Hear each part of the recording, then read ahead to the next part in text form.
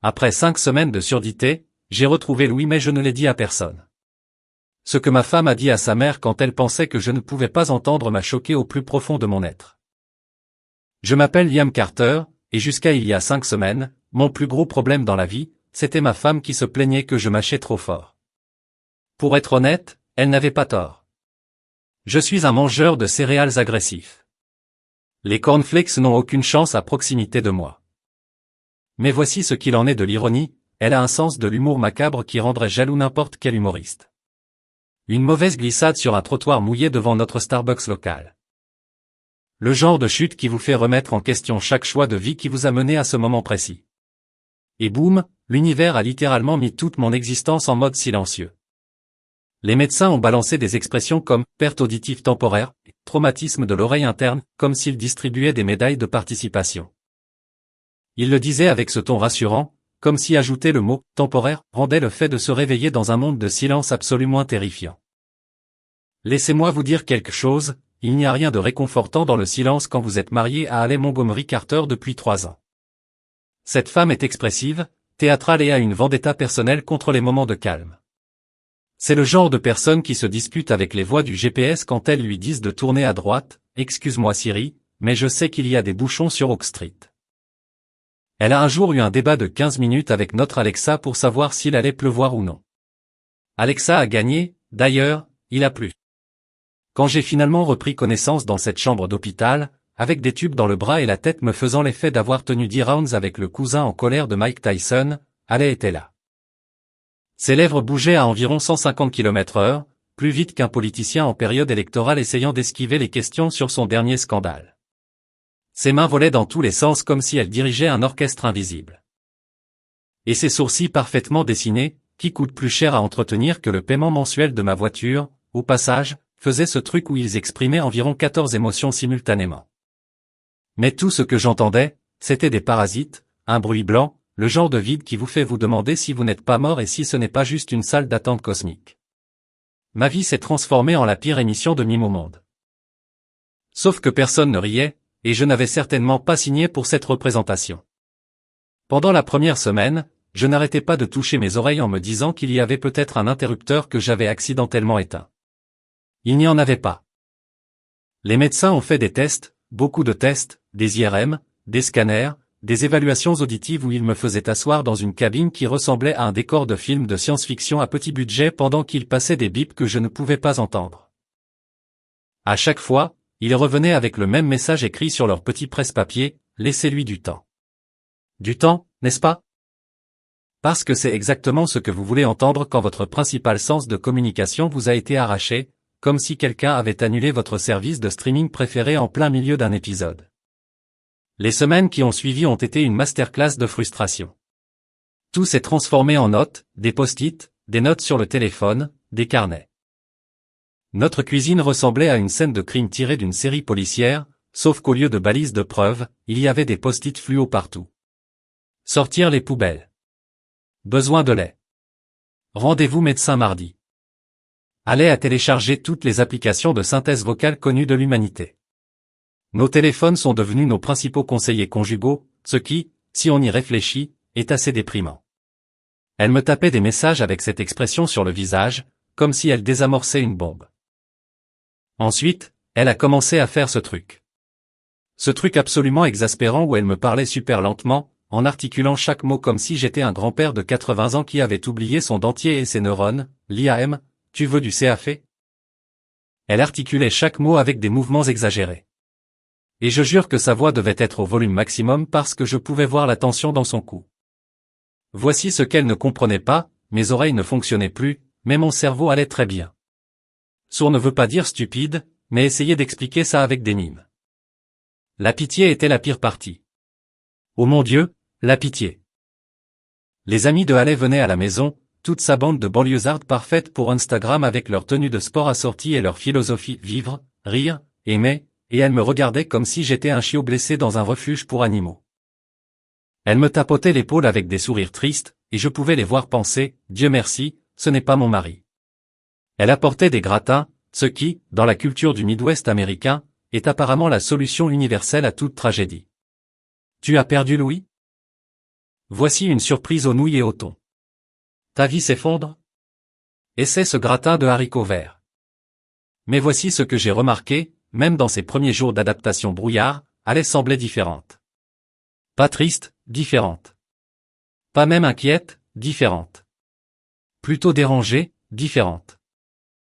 Comme si mon soudain handicap avait jeté un pavé dans la mare de son plan de vie soigneusement organisé. Elle prenait toujours ses selfies matinaux, postait toujours ses publications quotidiennes de personnes bénies sur les réseaux sociaux avec des hashtags stratégiques, allait toujours à sa salle de sport chic où ils font apparemment payer un supplément pour l'oxygène. Mais quand elle me regardait, il y avait cette lueur dans ses yeux. De l'agacement, peut-être? Du calcul. Je n'arrivais pas vraiment à l'identifier. J'essayais d'être compréhensif. Les vœux de mariage et tout ça. Dans la maladie comme dans la santé, pas vrai? Même si la maladie, dans ce cas, signifiait que je ne pouvais pas l'entendre se plaindre de sa collègue Karen ou de ses théories élaborées sur quel voisin avait certainement une liaison. Elle partait d'un bon sentiment. Je n'arrêtais pas de me dire que c'était dur pour elle aussi. Elle avait signé pour un mari qui pouvait écouter ses résumés détaillés du bachelor, pas pour quelqu'un qui hochait simplement la tête dans le vide en lisant sur ses lèvres et en ne saisissant qu'environ 40% du message réel. Pourtant, malgré les barrières de communication, les soupirs frustrés, la façon dont elle levait parfois les bras au ciel et partait en trombe quand je comprenais mal quelque chose, je croyais qu'elle m'aimait. Je le croyais vraiment. Traitez-moi de naïf, de crédule, ou de plus grand idiot du monde. Ce sont toutes des options valides. Cette croyance, cette confiance fondamentale en notre mariage, en son engagement envers nous, tout ce que nous avions construit ensemble pendant 3 ans, tout cela a duré environ 5 semaines. 5 semaines, et une conversation accidentellement surprise de trop. Enfin, surprise est un grand mot vu ce qui s'est passé, mais nous y viendrons. Disons simplement que lorsque votre audition décide soudainement de faire son retour, elle choisit les pires moments pour vous réintroduire au son. Et ce que j'ai entendu, ce que j'ai finalement, clairement et indéniablement entendu, n'a pas seulement brisé mon cœur. Cela a fait voler en éclats toutes les suppositions que j'avais faites sur mon mariage, sur ma femme, et sur la personne avec qui je pensais avoir choisi de passer ma vie. Il s'avère que le silence n'est pas toujours l'ennemi. Parfois, ce qui brise le silence est bien pire. La première semaine de retour de l'hôpital n'a été que chaos pur et non filtré. Imaginez ça, un homme adulte essayant de naviguer dans sa propre maison comme s'il avait été soudainement largué dans un pays étranger où personne ne parle sa langue. Sauf que le pays étranger est la banlieue de l'Ohio et que la barrière de la langue, ce sont juste ces tympans éclatés. J'essayais de m'adapter à ma nouvelle réalité pendant qu'elle agissait comme si mon handicap était un inconvénient personnel spécialement conçu pour ruiner son esthétique soigneusement construite. Vous voyez de quel genre je parle, la femme d'Instagram. Chaque coin de notre maison était photographié, filtré et posté avec des légendes comme « L'amour triomphe de tout cœur rouge vie de mariée béni mon pilier ». Alors que dans la vraie vie, elle me traitait comme un appareil électroménager défectueux qu'elle ne pouvait pas rendre parce qu'elle avait jeté le reçu. Avant, je trouvais son obsession pour les réseaux sociaux amusante, voire attachante. On riait du fait qu'elle mettait en scène la même photo de tasse de café de 17 façons différentes pour obtenir l'ambiance matinale parfaite. Maintenant, ça sonnait juste creux. Elle m'enjambait littéralement, physiquement, si j'étais assis par terre en train d'essayer de brancher mon téléphone pour qu'elle puisse avoir le bon angle pour son post dimanche cocooning. L'ironie d'appeler ça cocooning alors qu'elle passait 2 heures à préparer la photo ne m'échappait pas, même si mon audition, elle, s'était échappée. Notre maison est devenue un étrange film muet où j'étais à la fois la star et le public, sauf que personne ne riait de mes chutes comiques. Allez a commencé à laisser des notes partout, ce qui semble mignon jusqu'à ce que vous réalisiez que sortir les poubelles écrits avec une écriture de plus en plus agressive et soulignée 3 fois n'est pas vraiment une lettre d'amour. Elle m'envoyait des SMS depuis la même pièce où nous étions tous les deux assis, ses pouces volant sur l'écran avec une expression agacée, comme si devoir communiquer avec son mari handicapé équivalait à faire sa déclaration d'impôt à la main. Et puis il y avait sa voix, ou ce que j'imaginais que sa voix donnait maintenant, car je ne pouvais pas vraiment l'entendre. Ses gestes silencieux, cependant, étaient bruyants. Tellement bruyants. Ses roulements d'yeux auraient pu alimenter une éolienne. Les lourds soupirs que je ne pouvais que voir en regardant ses épaules monter et descendre avec une exaspération dramatique. La façon dont elle levait les bras quand je ne comprenais pas ce qu'elle essayait de communiquer, comme si j'avais choisi de devenir sourd juste pour contrarier ses projets de brunch. La mère d'Alay, Patricia, a commencé à venir nous rendre visite plus souvent, ce qui était à peu près aussi agréable qu'un traitement de canal sans anesthésie un lundi matin. Patricia Montgomery Ashford, et oui, elle a gardé les deux noms après son divorce parce qu'apparemment un seul ne suffisait pas pour contenir tout son mépris, était élégante de cette manière froide et calculatrice que seules les femmes qui déjeunent dans des country clubs maîtrisent à la perfection. Elle portait ses privilèges comme une armure, des tailleurs pantalons de créateurs qui coûtaient plus cher que mon pick-up, des chaussures qui pouvaient servir d'armes, et cette expression permanente qui suggérait qu'elle sentait constamment une légère mauvaise odeur. Spoiler alerte, cette odeur, c'était moi.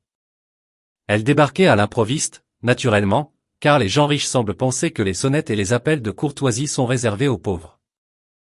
Patricia glissait dans notre salon avec son lator de prix, toujours de ce petit café chic du centre-ville qui facturait 8 $ pour ce qui était essentiellement du café avec une attitude snob, et s'installait dans notre meilleur fauteuil comme si elle tenait sa cour. Puis les chuchotements commençaient.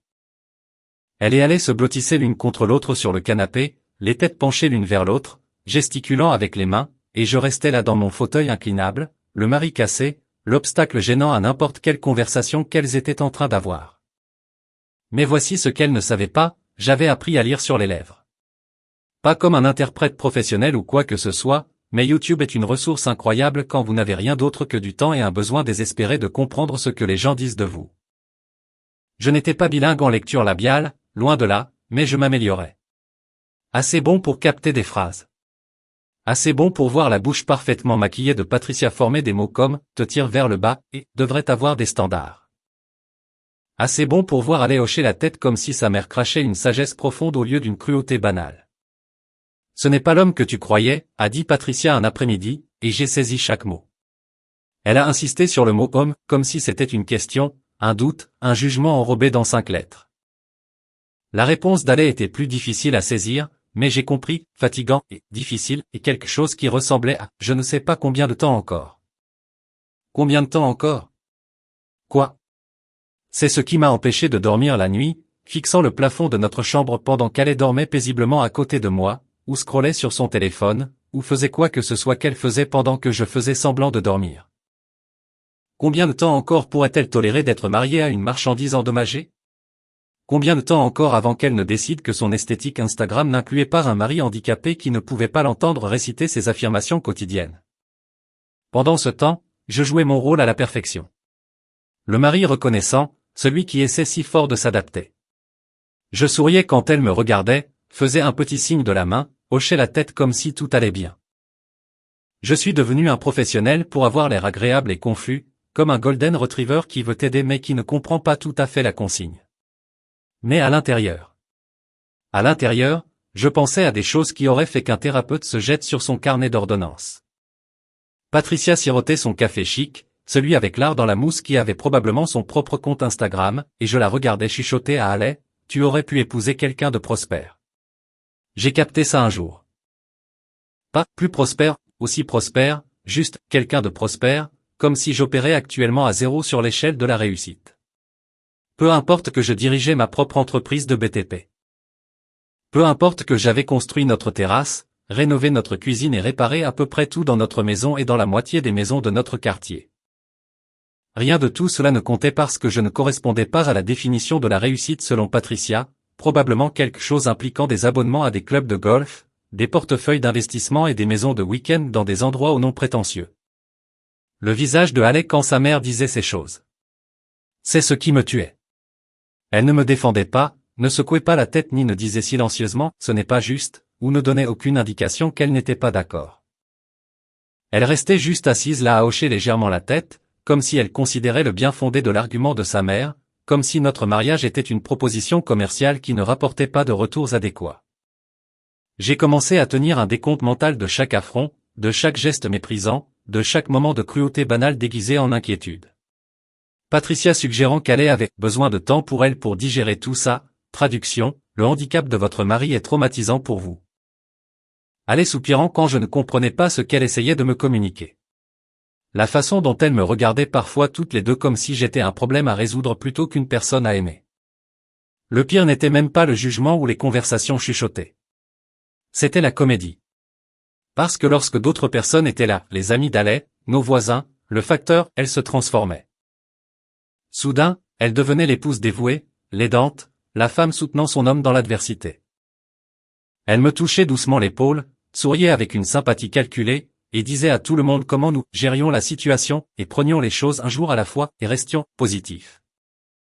Elle utilisait des mots comme « périple » et « défi » et se disait « bénie » pour prendre de la perspective, et les gens hochaient la tête avec admiration, comme si elle méritait une médaille pour ne pas avoir abandonné son mari pendant une crise médicale. Si le jugement était un sport olympique, Patricia aurait plus de médailles d'or que Michael Phelps. Et elle serait son élève étoile, s'entraînant pour les prochains Jeux.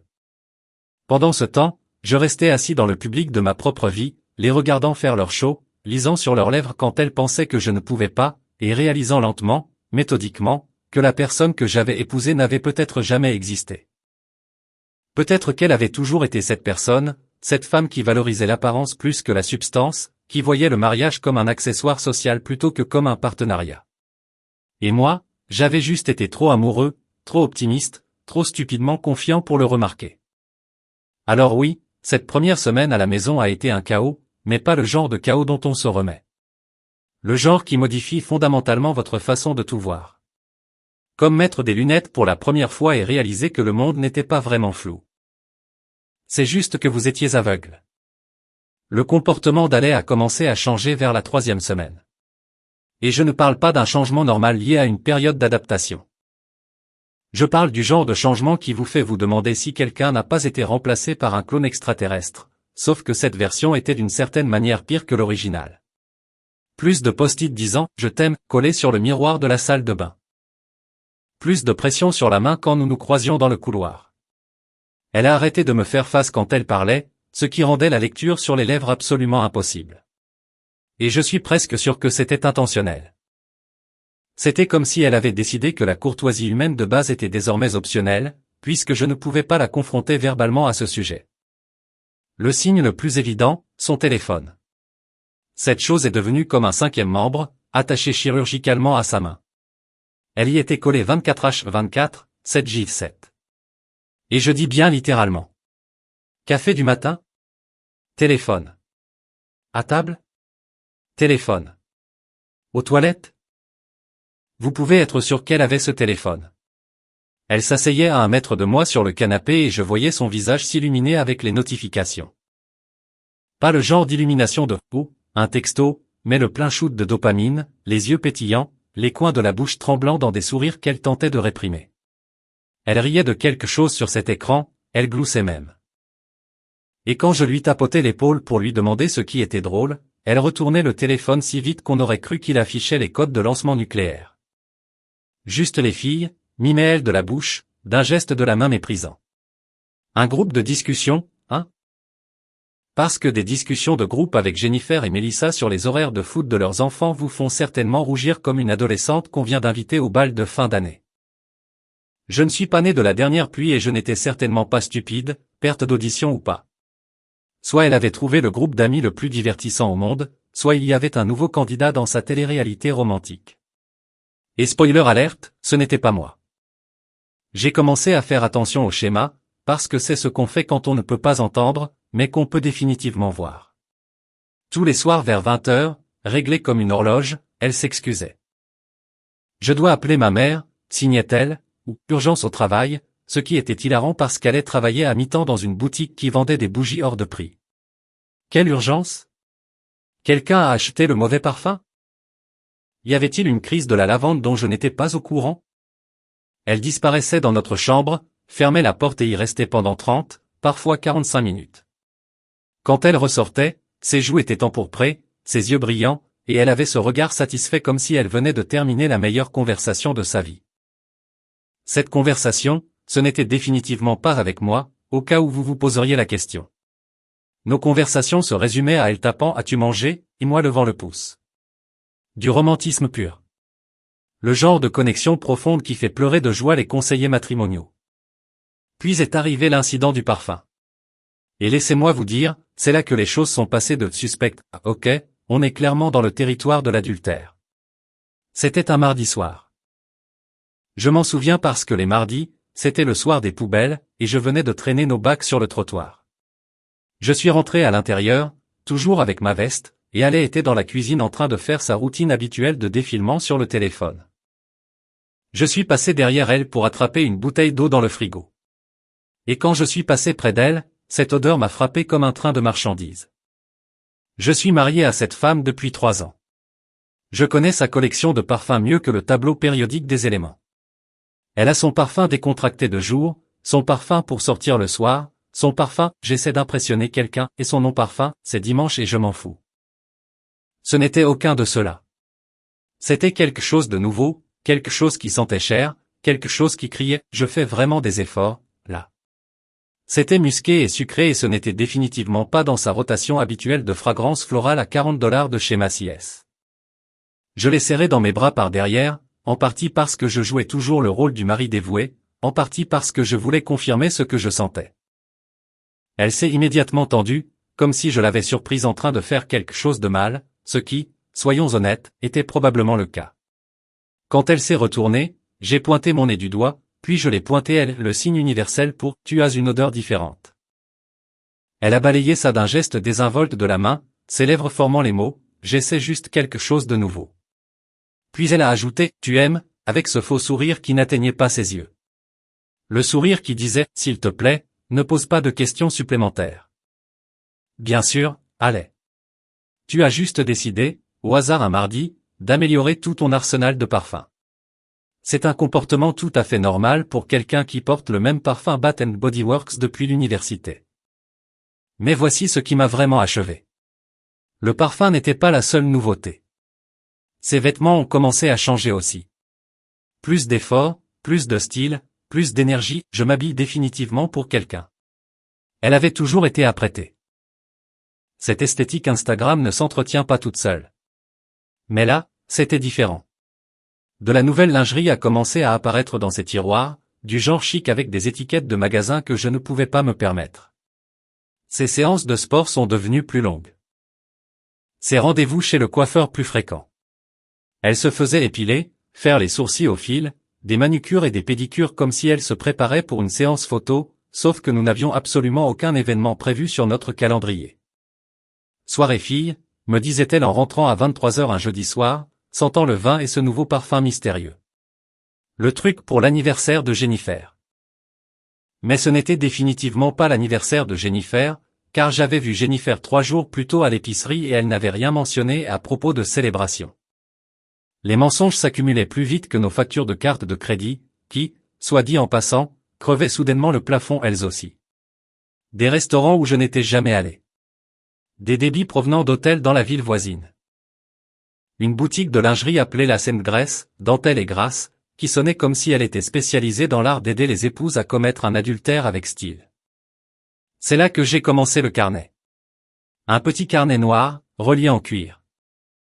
Je l'ai acheté au magasin de fournitures de bureau lors de l'une de mes sorties en solo, le genre de sortie que j'avais commencé à faire plus fréquemment parce qu'être à la maison me donnait l'impression de vivre dans un musée de mon mariage raté. Chaque chose étrange qu'elle faisait allait dans ce carnet. Chaque absence inexpliquée, chaque débit suspect, chaque fois qu'elle rentrait à la maison en sentant la culpabilité enveloppée dans un parfum de créateur. Si Sherlock Holmes et un mari au cœur brisé avaient eu un bébé, et que ce bébé était vraiment rancunier et soucieux des détails, c'était moi. J'ai tout documenté. 15 mars, partie pendant 3 heures, a dit qu'elle faisait les courses. Revenue avec un sachet de salade et du rouge à lèvres étalé. 18 mars, nouveau débit au Winston Hotel, $347. Nous ne connaissons personne à Winston. 22 mars, Harry devant son téléphone pendant 10 minutes d'affilée. A caché l'écran quand je me suis approché. A prétendu que c'était un mème. Personne ne rit de même pendant 10 minutes. Je gardais ce carnet dans mon pick-up, caché sous le siège du conducteur dans un compartiment que j'avais construit moi-même. Parce que voici ce que j'étais en train d'apprendre, quand on ne peut pas entendre, on devient très bon pour voir. Et ce que je voyais, c'était une femme qui s'était déconnectée de notre mariage et qui auditionnait activement des remplaçants. Le parfum n'était pas juste un parfum. C'était une preuve. Le téléphone n'était pas juste un téléphone. C'était un portail vers la vie qu'elle se construisait sans moi. Et moi, j'étais l'obstacle qu'elle essayait de contourner, le mari gênant qui ne pouvait pas entendre ses mensonges mais qui pouvait définitivement les sentir. Alors oui, la suspicion n'est même pas le mot. Je vivais avec une étrangère qui portait le visage de ma femme, dépensait mon argent et dormait dans mon lit tout en souhaitant clairement être ailleurs. Cette odeur douce n'était pas du parfum. C'était de la trahison, et il y en avait partout. Patricia a commencé à venir plus souvent. Et par plus souvent, je veux dire qu'elle vivait pratiquement chez nous, toujours à l'improviste, naturellement, car les gens avec de l'argent semblent penser que la courtoisie de base est une chose que les pauvres ont inventée pour se sentir importants. Elle se pointait à 9 heures du matin avec son café ridicule et son sac à main de créateur qui coûtait probablement plus cher que mon remboursement de prêt immobilier mensuel, et elle entrait avec la clé de rechange qu'elle lui avait donnée sans me le demander. Cette clé de rechange était censée être pour les urgences, mais apparemment, j'ai besoin de potiner sur mon gendre qualifié comme une crise dans le monde de Patricia. Un après-midi, j'étais dans le garage, faisant semblant d'organiser mes outils, mais en fait, je fuyais la tension de ma propre maison. Par la fenêtre, je pouvais les voir dans le salon. Patricia perchait sur le bord de notre canapé comme si elle avait peur que le tissu contamine son pantalon à $1000, et allait assise en tailleur en face d'elle. Leurs têtes étaient penchées l'une vers l'autre avec cet air de conspiration qui vous retourne l'estomac, même quand vous ne savez pas ce qu'elles disent. Mais voici le truc. Je devenais meilleur en lecture labiale. Beaucoup meilleur. Des tutoriels YouTube, de la pratique avec des séries télé, et du désespoir pur avaient fait de moi un détective amateur décent. Je me suis rapproché de la fenêtre, restant dans l'ombre du garage où elle ne pouvait pas me voir. Mon cœur battait si fort que je pouvais le sentir dans ma gorge. Les lèvres de Patricia ont bougé, et j'ai capté la phrase claire comme le jour, il ne se doute de rien. Ale a répondu, et j'ai dû reconstituer la phrase à partir des mots que je pouvais distinguer, trop confiant. L'a toujours été. Puis Patricia a ri. Ce rire froid de buveuse de champagne qui rendait probablement les serveurs nerveux. Elle a dit autre chose, et j'ai capté le mot qu'elle a répété 2 fois. Elle ne sait pas. Elle n'en a aucune idée. Attendez, elle ? Elle parlait de quelqu'un d'autre. Une tierce personne dans ce complot qu'elle manigançait.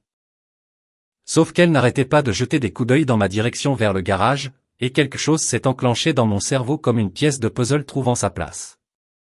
Elle m'appelait elle. Pas parce qu'elle pensait que j'étais une femme, mais parce qu'elle parlait de moi comme si je n'étais même pas assez humain pour mériter un pronom approprié. J'étais juste, elle, un problème abstrait qu'elle devait résoudre, un obstacle sur leur chemin. Mes mains se sont crispées autour de la clé à molette que je tenais. Elle est trop confiante, avait dit Ale. Pas il. Pas Liam. Juste, elle, comme si j'étais un personnage de leur histoire au lieu d'une vraie personne avec des sentiments et un nom et un mariage qui étaient apparemment en train de se dissoudre pendant que je restais là à regarder par la fenêtre d'un garage. Patricia s'est adossée, croisant les jambes de cette manière qu'ont les femmes riches quand elles sont sur le point de dire quelque chose de particulièrement cruel. Sa bouche a bougé. Quand vas-tu ? Et j'ai perdu la suite. Mais la réponse d'Ale était assez claire. Elle a hoché la tête, a dit quelque chose qui ressemblait à « bientôt » et « ne peut plus attendre très longtemps ». Ne peut plus attendre quoi ? Que prévoyait-elle ? Mon esprit passait en revue les possibilités, toutes pires les unes que les autres. Le divorce ? Ça semblait évident, mais le secret suggérait quelque chose de plus. Prévoyait-elle de me faire déclarer inapte ? De prendre le contrôle de mon entreprise, de mes comptes ? J'avais bâti mon entreprise de BTP à partir de rien, travaillé comme un forcené pendant 15 ans pour établir une réputation et une base de clients. Et maintenant quoi ? Patricia pensait que sa fille en méritait la moitié juste pour avoir été présente ? Je les ai observés pendant encore 10 minutes, captant des fragments. L'avocat dit. Doit signer. Ne sera pas un problème. Elle parlait stratégie légale. Elles avaient un avocat. Ce n'était pas juste des plaintes habituelles sur un mari décevant. C'était coordonné. C'était planifié. C'était un hold-up. Sauf qu'au lieu de voler des diamants, elle me volait ma vie. À partir de ce moment, quelque chose a changé en moi. La blessure, la trahison, la colère, tout s'est cristallisé en quelque chose de froid, de tranchant et de calculateur. Si elle voulait jouer à des jeux, très bien. Mais elle jouait avec quelqu'un qui avait passé les 3 dernières semaines à apprendre à survivre dans le silence, à apprendre à observer, à apprendre à voir des choses que les autres manquaient. Elle pensait que j'étais impuissant, ignorant, trop confiant. Parfait. Laissons-les le penser. Je suis devenu le meilleur acteur du monde. Quand je suis rentré dans la maison, je me suis assuré que mon visage ne montrait rien d'autre qu'une affection confuse. Patricia m'a regardé avec ce sourire de pitié, celui qui disait « pauvre petite chose cassée ». Et je lui ai rendu son sourire, comme un golden retriever qui cherche juste de l'approbation. Allait a tapoté le canapé à côté d'elle, et je m'y suis assis docilement, hochant la tête pendant qu'elles avaient des conversations que je faisais semblant de ne pas suivre. Mais je suivais chaque mot maintenant, chaque geste, chaque regard qu'elles échangeaient en pensant que je ne pouvais pas les interpréter. Patricia disait des choses comme « tout finira par s'arranger » en regardant Allais de manière significative, et Allais hochait la tête avec cette expression mi-excitée, mi-nerveuse. Elle me montrait parfois des papiers, des documents que Patricia sortait de son sac coûteux, pointant du doigt les lignes de signature avec un sourire encourageant. Je plissais les yeux pour faire semblant de lire lentement, de faire celui qui était confus par le jargon juridique. « Qu'est-ce que c'est » mimais-je, en pointant des paragraphes au hasard. Allais balayer cela d'un geste, taper sur son téléphone, juste des trucs de refinancement. Papiers normaux. Ne t'inquiète pas. Et je hochais la tête avec confiance, signais mon nom là où elle pointait, jouant le rôle du mari handicapé qui ne pouvait pas comprendre des questions financières complexes. Voici ce qu'elle ne savait pas. Je prenais en photo chaque document avec mon téléphone avant de le signer. Chaque document sans exception. Je aime m'excuser pour aller aux toilettes, je prenais des photos, je les sauvegardais sur un compte cloud dont elles ignoraient l'existence. Certains de ces papiers étaient des documents de refinancement légitimes. Les autres? C'étaient des formulaires de procuration, des accords de transfert d'actifs, des documents qui donneraient essentiellement à Allais le contrôle sur tout ce que je possédais. Mais je ne signais pas les vrais. Oh non. J'étais devenu très copain avec mon imprimante et des feuilles de papier blanc. Les documents que je signais en réalité étaient des copies sans valeur que j'avais fabriquées, identiques à l'exception d'un détail minuscule en bas de page, un numéro de formulaire différent, une modification subtile dans la citation du Code civil.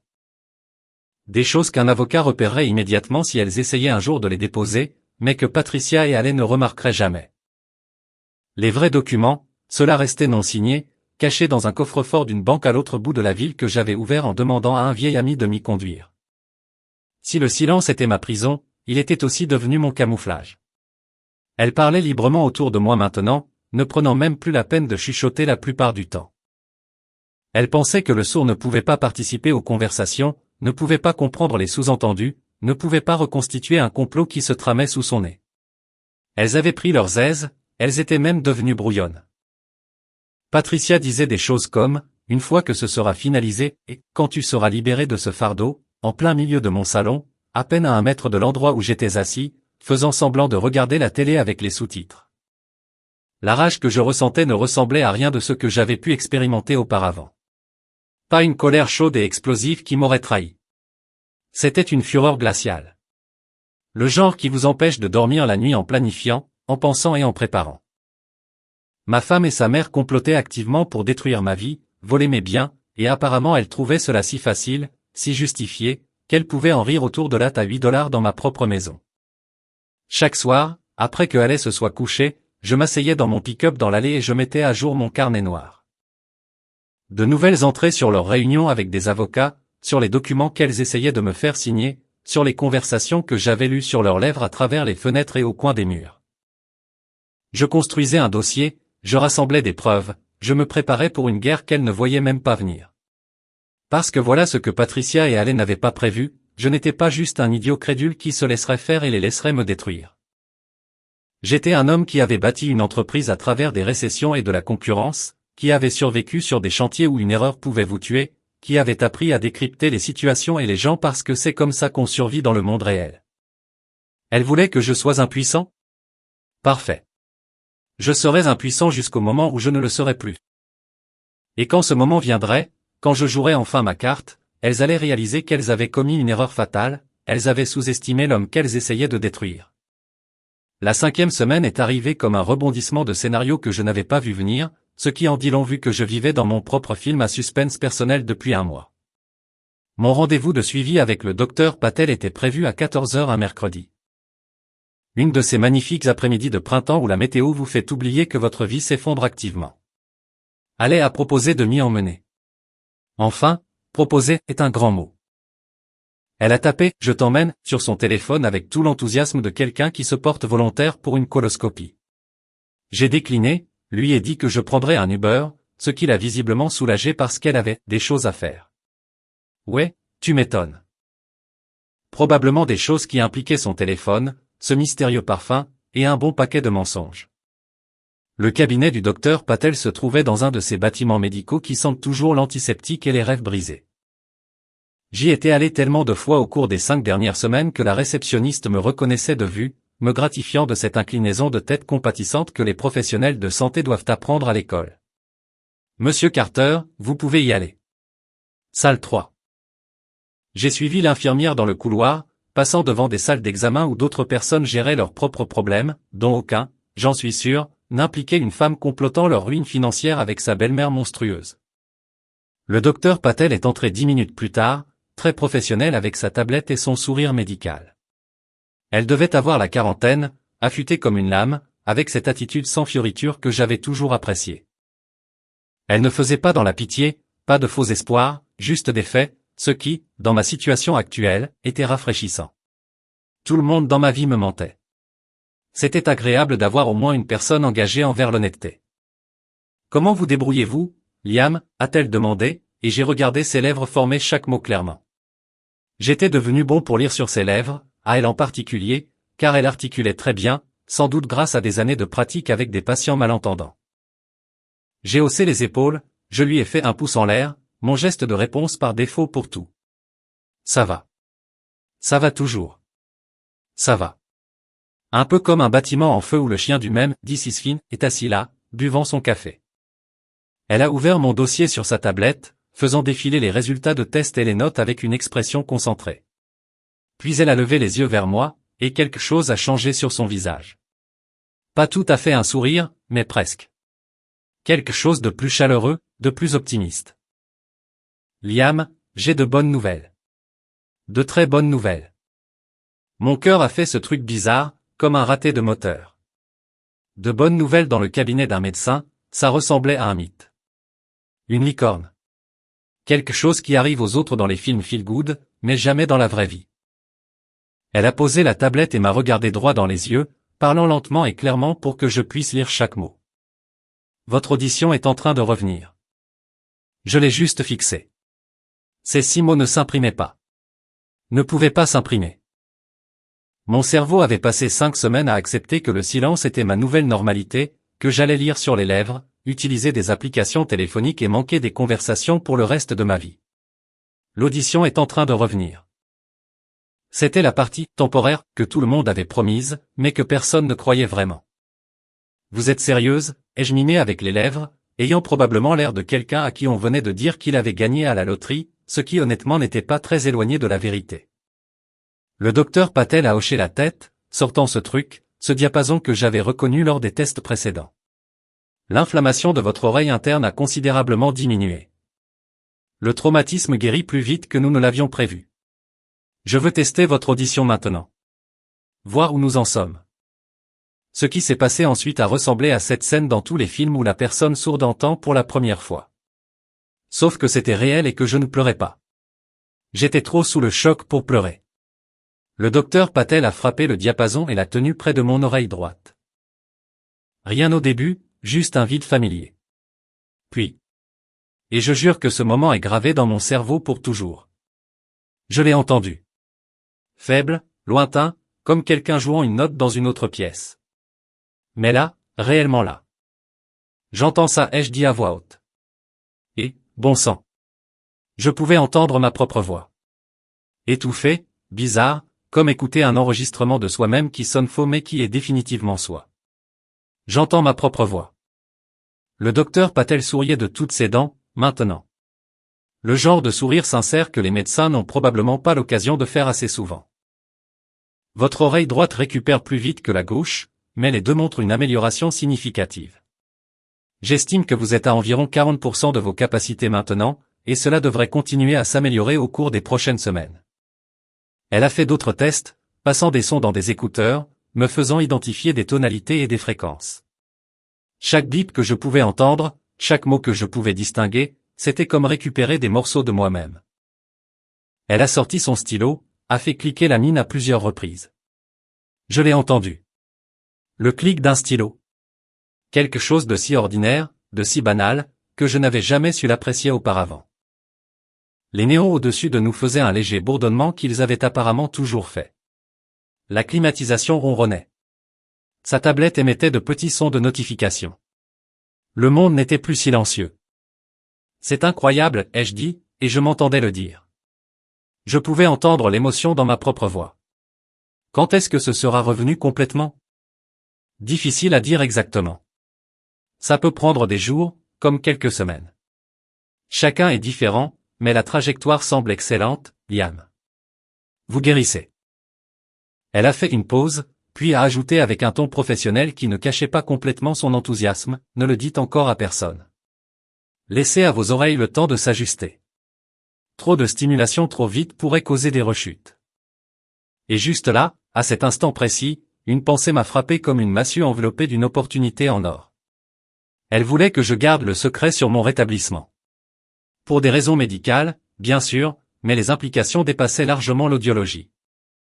Si personne ne savait que mon audition revenait. Si Ale et Patricia pensaient que j'étais toujours sourd, toujours impuissant, toujours le mari naïf qu'elles pouvaient manipuler et contourner pour comploter. Ne le dire à personne, ai-je répété, pour m'assurer d'avoir bien compris.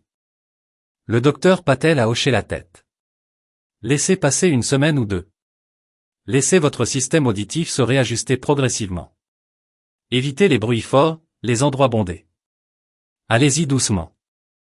Ou, pensais-je, donner à ma femme suffisamment de cordes pour qu'elle se pende avec. Donner à elle et à sa mère comploteuse assez de confiance pour devenir négligente, pour dire des choses qu'elle ne devrait pas, pour révéler l'étendue complète de tout ce qu'elle prévoyait. Si elle pensait que je ne pouvais toujours rien entendre, elle continuerait à parler, à comploter, à creuser leur propre tombe plus profondément pendant que je resterais là avec une pelle, faisant semblant de ne pas savoir à quoi servent les tombes.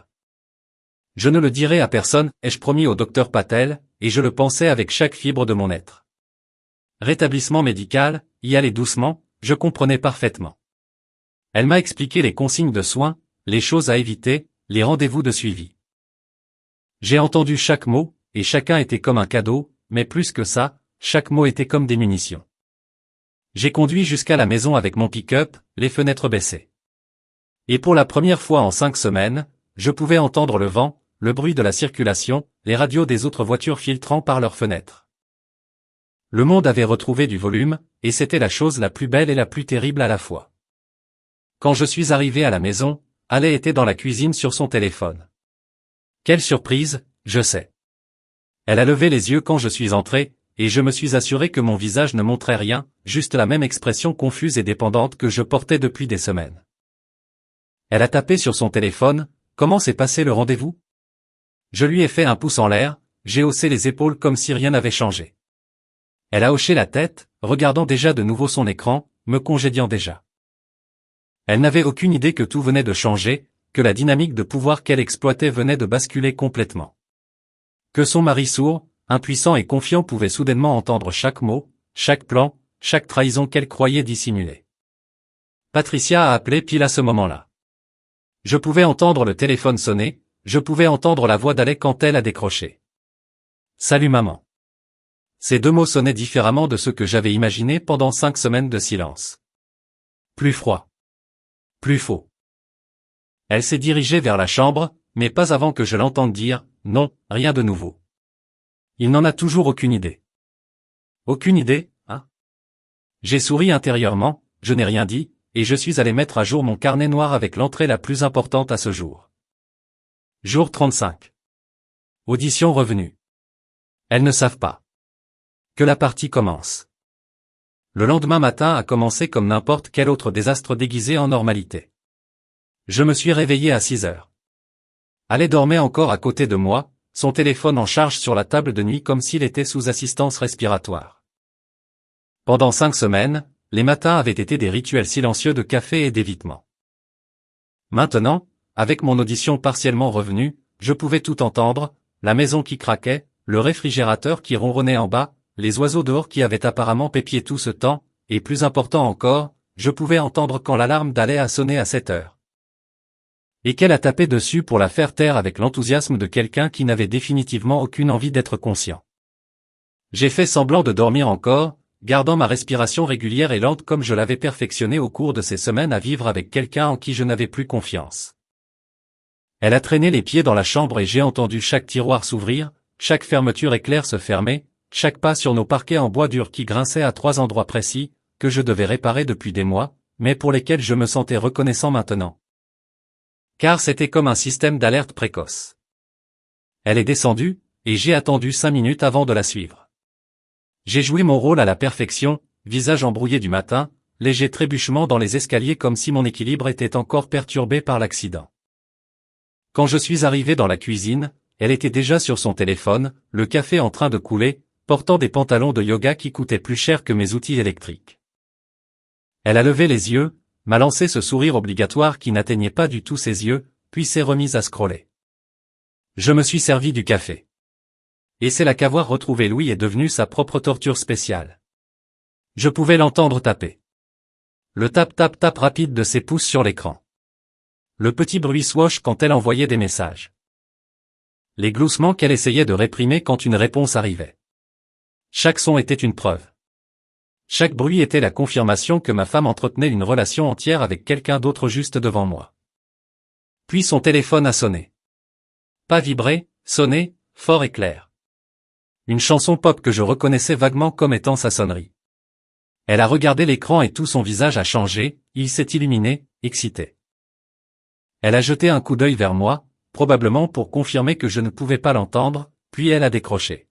« Salut maman », a-t-elle dit, et j'ai entendu chaque syllabe d'une clarté cristalline.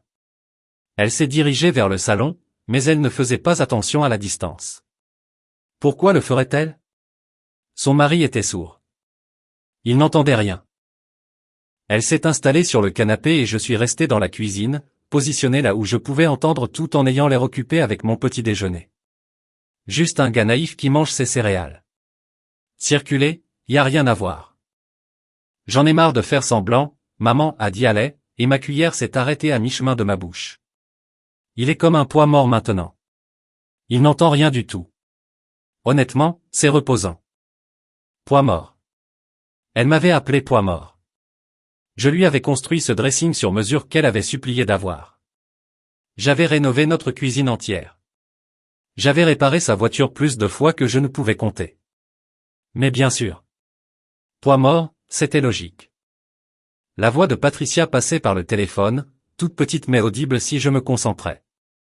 Je t'avais dit de ne pas l'épouser, ma chérie. Tu as besoin de quelqu'un qui corresponde à ton style de vie, pas d'un mari bricoleur. Mari bricoleur. Comme si c'était une insulte. Comme si avoir de réelles compétences et la capacité de réparer les choses me rendait en quelque sorte inférieur à ces losers de gosses de riches que Patricia considérait acceptables. Mon sang a commencé à bouillir, mon cœur battait si fort que j'étais surpris qu'elle ne l'entende pas depuis le salon. Je sais, a répondu Alais, et elle avait l'air fatiguée, abattue, comme si être mariée à moi était un énorme fardeau qu'elle portait. C'est juste tellement de travail, tu sais. Les notes, taper sur le clavier, devoir tout expliquer. Et il est juste là, tout le temps. Juste assis là avec son regard reconnaissant comme si j'étais une sorte de sainte pour ne pas l'avoir abandonné. Tu es une sainte, a dit Patricia. La plupart des femmes seraient déjà parties. La plupart des femmes. Comme si rester avec son mari après un accident était une sorte d'acte héroïque qui méritait des récompenses. Comme si les vœux de mariage étaient des suggestions plutôt que des promesses.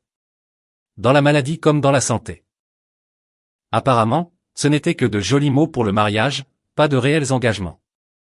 Puis elle a dit. La phrase qui a pris toute la douleur et la trahison que je ressentais pour la cristalliser en quelque chose d'assez aiguisé pour trancher. Parfois, je pense à ce que la vie aurait été si j'avais épousé Kyle. Kyle. Son ex-petit ami. Le type qu'il avait demandé en mariage avant moi. La publicité ambulante pour du gel capillaire qui travaillait dans la crypto-monnaie, ce qui était un nom de code pour arnaquer les gens sur Internet. Kyle avec son abonnement à la salle de sport qu'il traitait comme une religion, et son profil LinkedIn rempli de citations de motivation sur la grain culture et le fait de bosser dur. Kyle, qu'il avait trompé avec sa propre cousine. Mais apparemment, c'était une offense pardonnable comparée au péché mortel de perdre l'audition dans un accident. Mes mains agrippaient le bord du comptoir si fort que j'ai cru que le granit allait se fendre. Une vie avec Kyle.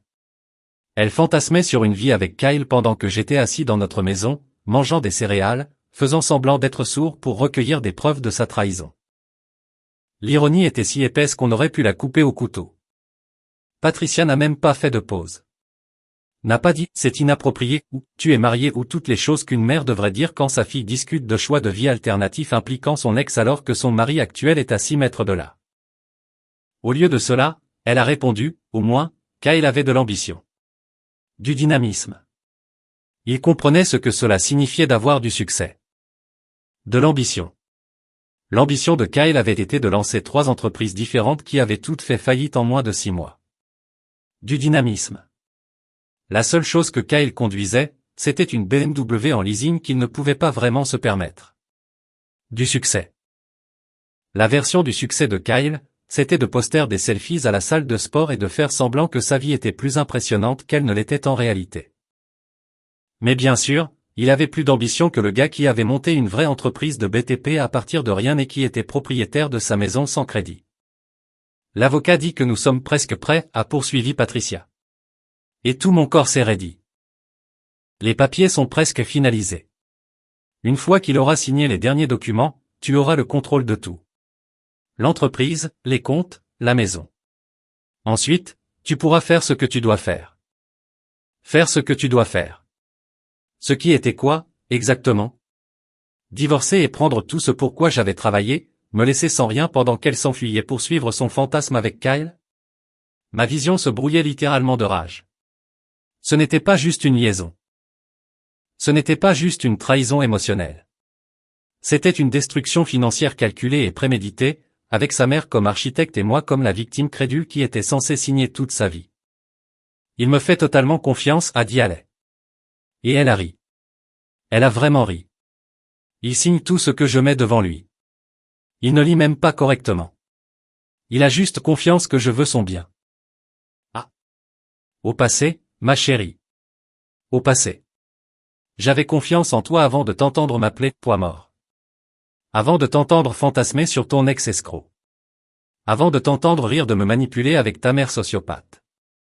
Elles ont parlé pendant encore 10 minutes, discutant des délais, de la logistique et des rendez-vous avec l'avocat. Elles ont parlé de vendre la maison, de partager les biens, de la valeur de mon entreprise, et de savoir si elles devaient essayer de tout prendre ou se contenter de la moitié. Elles parlaient de moi comme si j'étais un problème à résoudre, un obstacle à supprimer, une chose plutôt qu'une personne. Et pendant tout ce temps, je suis resté là, dans ma cuisine, écoutant mon mariage se désintégrer en temps réel pendant que mon café refroidissait. Quand Haley a finalement raccroché, elle est restée assise 1 minute. Je pouvais entendre sa respiration, l'entendre bouger sur le canapé.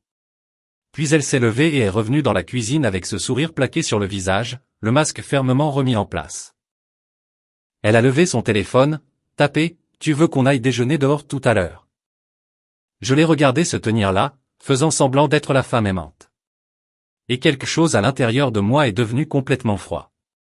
Pas un froid de colère. Un froid stratégique. Le genre de froid qui prend de bonnes décisions au lieu de décisions émotionnelles. J'ai souri, j'ai hoché la tête, je lui ai fait un pouce en l'air. Bien sûr, chérie. Allons déjeuner. Continuons de faire semblant que tout va bien pendant que tu complotes pour détruire ma vie avec ta mère. Continuons à jouer à ce jeu où tu penses être la seule à connaître les règles. Elle a semblé satisfaite, et retournée à son téléphone, probablement pour texter Kyle, ou son avocat, ou quiconque figurait sur son répertoire de trahison rapide. Et je suis resté là, écoutant chaque son de notification, chaque tape sur le clavier, chaque petit bruit qui confirmait ce que je savais déjà, ma femme ne m'aimait pas. Peut-être qu'elle ne m'avait jamais aimé. Peut-être que j'avais toujours été un poids mort depuis le début, juste trop stupide et confiant pour le voir.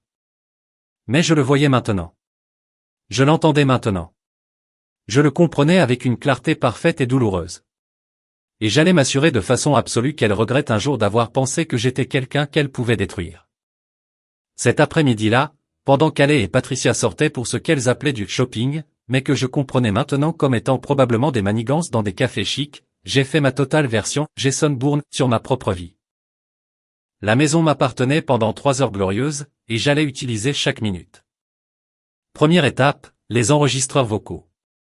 J'en avais commandé 2 en ligne il y a une semaine quand j'étais encore dans ma phase de collecte de preuves, à l'époque où je pensais que j'étais peut-être paranoïaque et que ça allait passer. Comme c'était mignon. Le Liam du passé était adorablement naïf. Mais ce n'étaient pas des enregistreurs ordinaires. C'était de la bonne qualité. Activé par la voix, 12 heures de batterie, assez petit pour être caché n'importe où. Le genre que les détectives privés utilisent, ce que je savais parce que j'avais passé une soirée entière à chercher ce scénario exact sur des forums Reddit, où d'autres conjoints suspicieux partageaient leurs histoires. J'ai planqué le premier dans la cuisine, caché derrière le bol décoratif de faux citron qu'Alé affirmait faire ressortir l'espace. Personne n'avait touché ce bol depuis 2 ans. C'était l'endroit parfait. Un emplacement central, qui captait les conversations du salon et de la salle à manger, et totalement invisible à moins de chercher spécifiquement du matériel de surveillance. Ce qu'Alé ne faisait absolument pas puisqu'elle pensait que son mari n'entendait rien. Le second enregistreur est allé dans le salon, coincé derrière le cadre de notre photo de mariage. L'ironie ne m'échappait pas. Nos visages souriants d'il y a 3 ans, à l'époque où je pensais épouser quelqu'un qui m'aimait vraiment, servaient maintenant de couverture à l'appareil qui allait enregistrer comment elle complotait ma destruction. Si ce n'était pas de la justice poétique, je ne sais pas ce que c'est. Une fois la surveillance audio en place, je suis passé à la phase 2, la protection financière. C'était la partie qui aurait rendu mon comptable fier si je lui en avais parlé, ce que je n'allais pas faire, car moins il y avait de personnes au courant, mieux c'était. J'ai pris mon ordinateur portable et je me suis connecté à nos comptes communs, ce qu'Alé pensait lui donner accès à tout. Voici ce qu'elle ne savait pas, je déplaçais de l'argent lentement et prudemment depuis 2 semaines. Pas tout. Rien qui n'aurait déclenché des alertes ou paru suspect. Juste des virements graduels vers un nouveau compte que j'avais ouvert dans une banque complètement différente à l'autre bout de la ville, un compte qui existait uniquement à mon nom avec des documents qu'Alé n'avait jamais vus. Chaque fois qu'elle sortait, chaque fois qu'elle était sous la douche, chaque fois qu'elle était collée à son téléphone pour envoyer des textos à je ne sais qui, je transférais encore quelques milliers. 500 par-ci, 2000 par-là. Assez petit pour se fondre dans les dépenses régulières, assez gros pour me constituer un filet de sécurité substantiel. Notre compte chèque commun qui contenait 43 000 $ n'en avait plus qu'environ 12 000. Le reste était sur un compte à la First National sous LC Holdings, une petite SARL que j'avais enregistrée en utilisant mon ami Derek comme contact initial. Derek, qui dirigeait une entreprise de fourniture de construction et me devait environ 17 faveurs, avait été heureux de m'aider quand je lui avais expliqué que j'avais besoin d'un peu d'intimité financière sans entrer dans les détails. Un bon gars, Derek. Il n'a pas posé de questions, n'a pas jugé, a juste fait les papiers. Le compte épargne a eu le même traitement. Les comptes d'investissement étaient plus délicats car il y avait des pénalités pour retrait anticipé, mais j'avais lancé le processus pour les transférer sur des comptes individuels auxquels Alé ne pourrait pas toucher. Mes comptes professionnels étaient déjà séparés. Dieu merci, car je les avais créés avant notre mariage, lorsque mon avocat avait insisté pour garder les finances professionnelles et personnelles complètement séparées. Le futur Liam devait à l'avocat du passé Liam une bouteille de whisky très chère. Pour les cartes de crédit conjointes, j'avais déjà demandé que de nouvelles cartes soient envoyées à une boîte postale que j'avais louée 2 semaines plus tôt. Changer tous les mots de passe des comptes. Configurer l'authentification à 2 facteurs sur mon téléphone, à laquelle Alé n'avait pas accès. Chaque trace numérique reliant nos finances était systématiquement coupée. Et elle n'en avait aucune idée car elle ne regardait jamais les comptes. Elle dépensait juste l'argent en supposant qu'il serait toujours là. Ensuite, les documents. Ces précieux papiers que Patricia n'arrêtait pas de sortir de son sac à main de créateur. Ce qu'elles étaient si impatientes de me faire signer. J'ai photographié chaque document que j'ai pu trouver. Allait les garder dans le tiroir de son bureau, pensant probablement qu'ils étaient en sécurité car son mari sourd n'allait pas fouiner. J'ai trouvé des formulaires de procuration, des accords de transfert d'actifs, quelque chose qui ressemblait étrangement à un acte de renonciation pour la maison, et mon préféré, un document qui aurait donné à Alé la propriété exclusive de mon entreprise. Mon entreprise. Celle que j'avais construite de toutes pièces il y a 15 ans quand j'avais 23 ans, avec rien d'autre qu'un pick-up, des outils, et une éthique de travail que Patricia trouvait apparemment en dessous de sa fille. Elle voulait prendre ça. L'entreprise qui portait mon nom, ma réputation, mon sang et ma sueur de journée de 16 heures. Sur mon cadavre. En fait, non, oubliez ça. Sur leur réputation morte. J'ai fait des copies de tout, je les ai sauvegardés sur 3 comptes cloud différents avec des mots de passe qu'il faudrait 1000 ans à un super ordinateur pour pirater. Puis j'ai fait quelque chose qui semblait à la fois mesquin et absolument nécessaire. J'ai fabriqué de fausses versions des documents que je n'avais pas encore signés. Même format, même police, tout pareil, à l'exception de détails infimes dans les citations des codes civils qui les rendraient complètement invalides si quelqu'un essayait de les déposer. Mais le vrai coup de génie, j'avais déjà signé certains de ces faux documents des semaines auparavant, quand j'avais eu mes premiers soupçons. Quand Allais pensait me regarder signer pour lui donner ma procuration, je signais en fait un bout de papier sans valeur qui semblait identique mais portait « Formulaire 2847B » au lieu de « Formulaire 2847 » en bas de page. Est-ce qu'un avocat s'en apercevrait immédiatement? Oui. Est-ce qu'Allais ou Patricia le remarqueraient? Aucune chance. Elles étaient trop occupées à se féliciter de leur talent de manipulatrice pour vérifier réellement la validité des documents.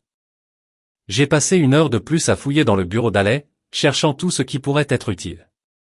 J'ai trouvé des emails imprimés de quelqu'un nommé Kyle la Crypto. Oh, regardez qui est de retour dans le décor. Les emails étaient exactement ce à quoi on s'attendrait. Beaucoup de « tu me manques » et « nous n'aurions jamais dû rompre » et mon préféré, « ton mari a l'air d'un loser ». Kyle, mon pote, au moins ce loser possède sa propre maison. Je suis presque sûr que tu es toujours dans ce studio que tes parents t'aident à payer. Il y avait aussi des textos imprimés entre Allais et Patricia. C'était bizarre, parce que qui imprime des textos? Apparemment, les gens qui prévoient de les utiliser comme preuve dans une procédure de divorce, voilà qui. Ils détaillaient toute leur stratégie. Attendre que Liam signe tout, demander le divorce en invoquant des différends irréconciliables, prendre la maison et l'entreprise, et le laisser avec les restes que l'avocat ne pourrait pas réclamer. Il y avait même un calendrier. Elle visait le mois prochain. Dans 4 semaines, elle prévoyait de lâcher la bombe. J'ai tout photographié. Chaque email, chaque texto, chaque petite note intrigante que Patricia avait écrite avec son écriture prétentieuse sur l'optimisation de la récupération des actifs.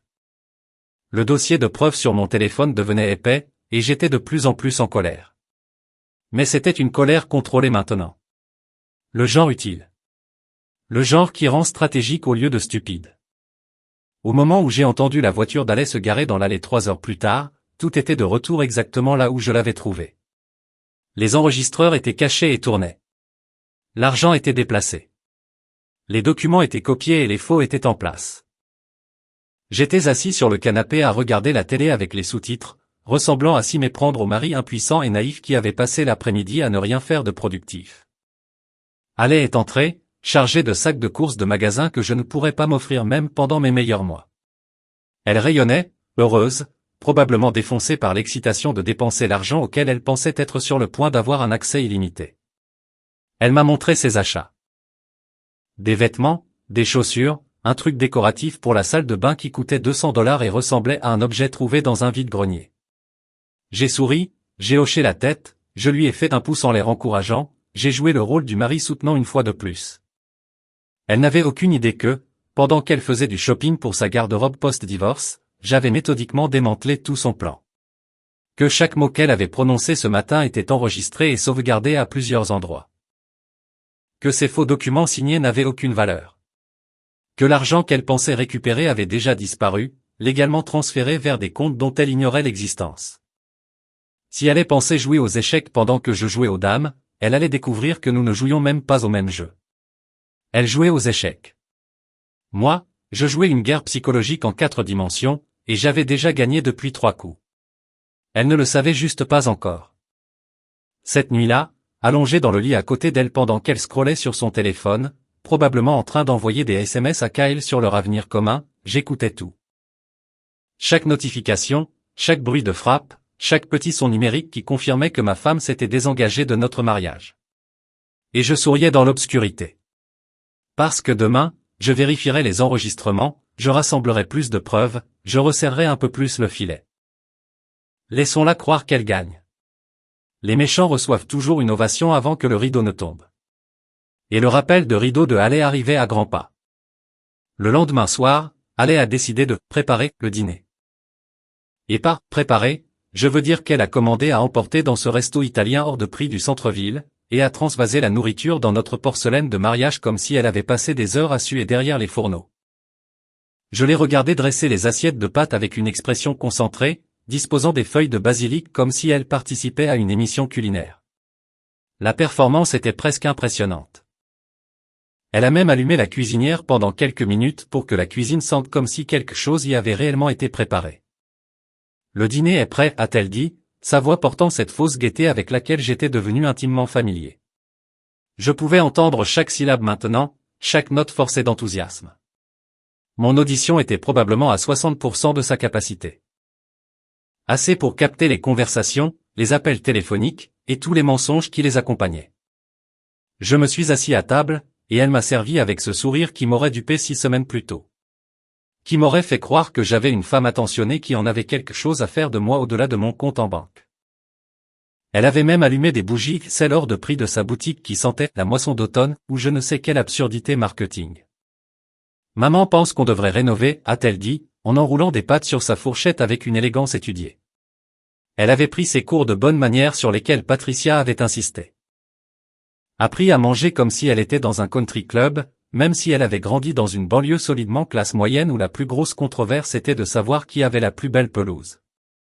J'ai regardé ses lèvres former les mots, faisant semblant de les lire au lieu de les entendre clairement. Elle pense qu'on pourrait en tirer un bon prix si on mettait la cuisine et les salles de bain à jour. Peut-être vendre la maison, déménager quelque part de nouveau. Un nouveau départ, tu vois? Un nouveau départ, hein? Plutôt un nouveau compte en banque après avoir liquidé tout ce que je possédais pour le diviser avec son avocat. J'ai hoché la tête lentement, lui ai offert ma meilleure expression confuse mais confiante, et j'ai mimé le mot « ok » avec la bouche, comme si j'y réfléchissais, comme si je pensais qu'il s'agissait réellement de travaux pour la maison et non de convertir mes actifs en liquide. « Tu me fais confiance, pas vrai ?» a-t-elle demandé, tendant la main par-dessus la table pour serrer la mienne. Son contact était glacial malgré la chaleur de sa peau. Je veux juste ce qu'il y a de mieux pour nous, pour notre avenir. Notre avenir. Celui qui impliquait apparemment Kyle et ses arnaques à la crypto-monnaie. L'avenir où j'étais censé me retrouver sans rien pendant qu'elle s'en irait vers le soleil couchant avec son ex, faux gosse de riche de pacotille. J'ai serré sa main en retour, j'ai souri comme un idiot, j'ai joué mon rôle à la perfection. Son téléphone a sonné au milieu du dîner. Le nom de Patricia a illuminé l'écran. Allait a jeté un œil vers moi, vérifiant si je pouvais l'entendre, ce que, bien sûr, elle pensait impossible, puis a décroché sans même s'excuser. « Salut maman » a-t-elle dit, sans prendre la peine de quitter la table. Pourquoi le ferait-elle? Son mari souhaitait juste là, complètement dans les choux. Aucune menace à l'horizon. Juste en train de dîner, a continué Allais, piquant dans ses pattes. Ouais, il est juste là. Non, je t'ai dit, il me fait totalement confiance.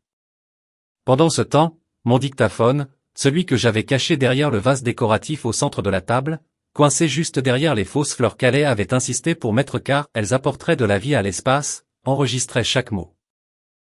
L'ironie de l'entendre parler de me trahir tout en étant assise à 60 cm d'un équipement de surveillance était presque poétique. Les papiers sont prêts, la voix de Patricia traversa le téléphone. Petite, mais assez claire. Benjamin dit qu'on pourra tout finaliser d'ici la semaine prochaine. Il lui faut juste ces 2 dernières signatures. Benjamin. Ça devait être l'avocat. Probablement un de ces avocats de divorce véreux spécialisés dans le fait d'escroquer les maris sans méfiance. J'ai pris note mentalement de rechercher tous les Benjamins pratiquant le droit de la famille dans notre comté. Ça ne devrait pas être trop dur. Petite ville, option limitée. Et je n'avais rien d'autre que du temps et de la motivation. Les yeux d'Allais se sont posés sur moi pour vérifier si j'y prêtais attention. Je fixais mon assiette, baladant les pâtes avec ma fourchette comme un gamin de maternelle qui ne voulait pas manger ses légumes. Inoffensif. Ignorant. N'écoutant définitivement pas le moindre mot de cette conversation incriminante. Il signera n'importe quoi, a dit Allais, et elle a réellement gloussé. Gloussé comme si c'était drôle, comme si manipuler son mari était une sorte de blague à partager avec sa mère autour d'un verre de vin.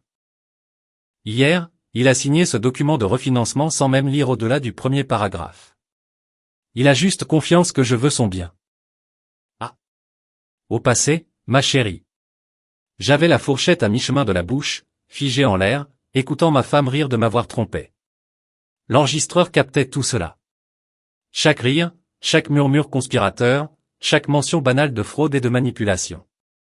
L'entreprise est la partie compliquée, a dit Patricia, sa voix prenant ce ton stratégique qu'elle utilisait pour discuter de choses qu'elle croyait complexes, mais qui ne l'étaient pas. Benjamin pense qu'on devrait viser la propriété exclusive plutôt que d'essayer de la diviser. Apparemment, c'est plus simple juridiquement, et Liam ne pourra de toute façon pas la diriger efficacement avec sa condition. Ma condition. Ma perte auditive temporaire qui était presque entièrement guérie. Mais elle ne le savait pas parce que j'avais été assez intelligent pour me taire et garder les oreilles ouvertes. Elle prévoyait de prendre mon entreprise, celle que j'avais bâtie à partir de rien, celle qui portait mon nom et ma réputation, parce qu'elle pensait que j'étais trop handicapé pour la diriger. L'audace était presque impressionnante. Et pour Kyle, a demandé Haley. Ma main s'est crispée sur ma fourchette. Doit-il rester hors de vue jusqu'à ce que ce soit finalisé? Rester hors de vue. Donc, Kyle était impliqué, activement impliqué. Pas juste un fantasme qu'elle entretenait dans sa tête. Il attendait probablement dans les coulisses comme une doublure, prêt à monter sur scène une fois qu'elles auraient détruit ma vie avec succès. Benjamin dit qu'il vaut mieux qu'il n'y ait aucune preuve d'une relation avant le divorce, a répondu Patricia. Et je pouvais entendre la satisfaction dans sa voix. Garder ça secret pour un mois de plus. Ensuite, tu seras libre. Libre de vivre la vie que tu mérites, ma chérie.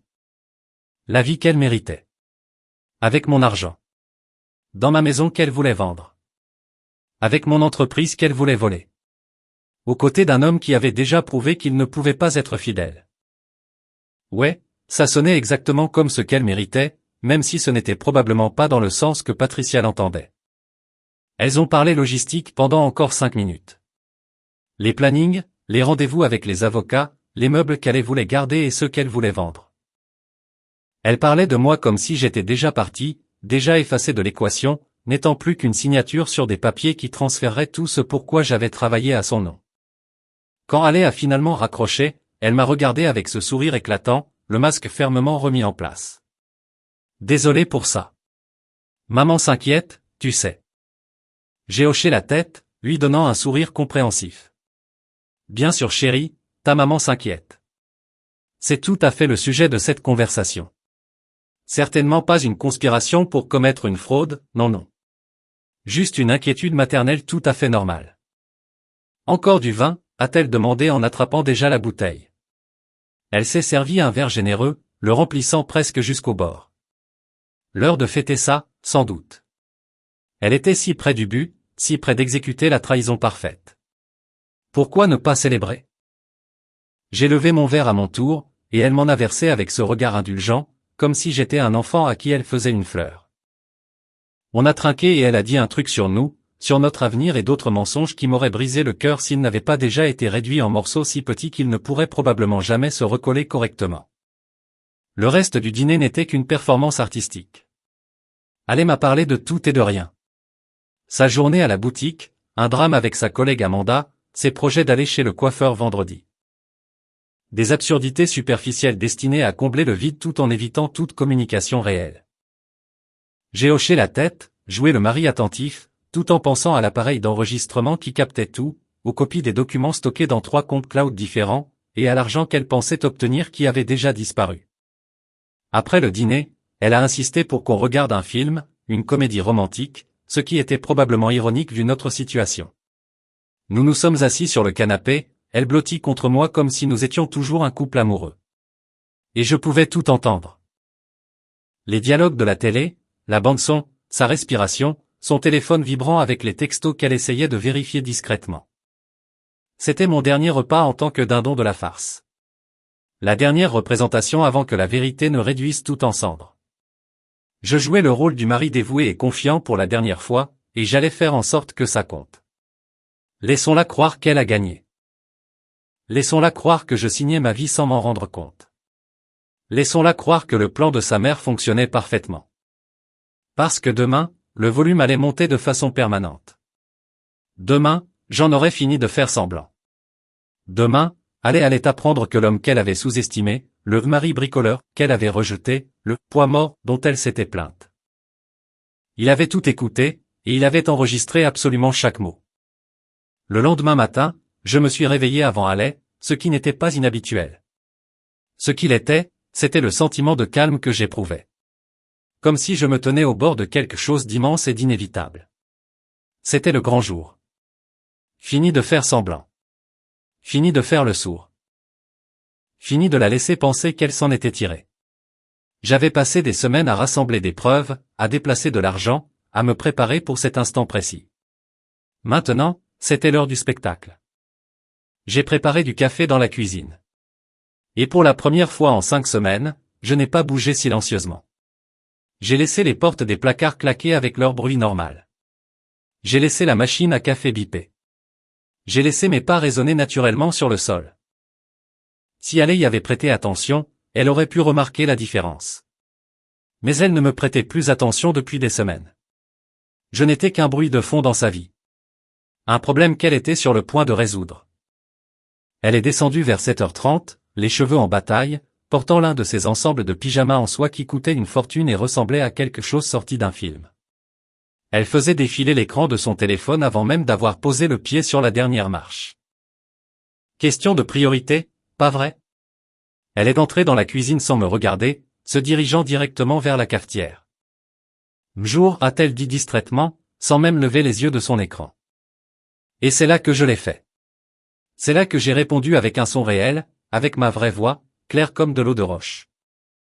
Bonjour, ai-je répondu. L'effet fut instantané et magnifique. Tout son corps s'est figé comme si elle venait d'être électrocutée. Le téléphone lui a glissé des mains et a rebondi sur le plan de travail. Sa tête s'est relevée d'un coup, les yeux écarquillés, me fixant comme si je venais de me matérialiser à partir de rien. Tu, commença-t-elle, mais sa voix se brisa. Tu as parlé. Je me suis appuyé contre le comptoir, j'ai pris une gorgée lente de mon café, j'ai laissé le moment respirer. J'avais attendu 5 semaines pour cela, et j'allais savourer chaque seconde. Ouais, ai-je dit, gardant un ton décontracté, conversationnel, comme si c'était la chose la plus normale du monde. C'est marrant, l'audition. Parfois ça revient. Et tu sais ce qui est encore plus marrant? Parfois ça revient juste au bon moment.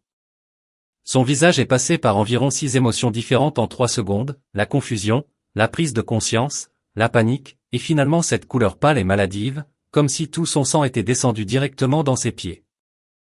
Liam. J'ai levé la main, la coupant net. J'ai mis la main dans ma poche et sorti mon téléphone. Avant que tu ne commences avec l'explication que tu es en train de concocter, je pense que tu devrais écouter quelque chose. Enfin, le réécouter. Techniquement, puisque c'est toi qui l'as dit la première fois. J'ai ouvert l'enregistrement du dîner de la veille.